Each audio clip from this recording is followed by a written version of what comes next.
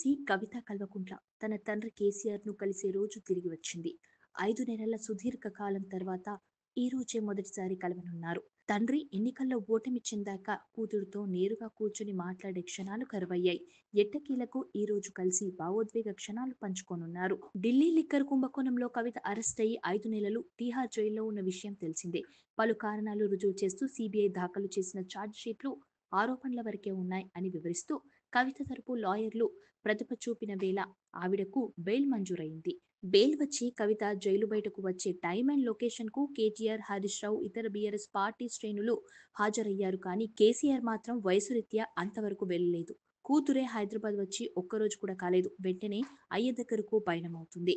కేసీఆర్ 10 ఏళ్లు తెలంగాణ ముఖ్యమంత్రిగా పదవి విరమణ చేసి ఎక్కువ శాతం ఎర్రవెల్లి ఫామ్ హౌస్ లోనే గడుపుతున్నారు. ఫామ్ హౌస్ భూముల్లో వ్యవసాయం చేస్తూ సేద తీరుతూ కేసీఆర్ 70 ఏళ్ల వయసులో ఆరోగ్యం చూసుకుంటున్నారని వార్తావాహిక.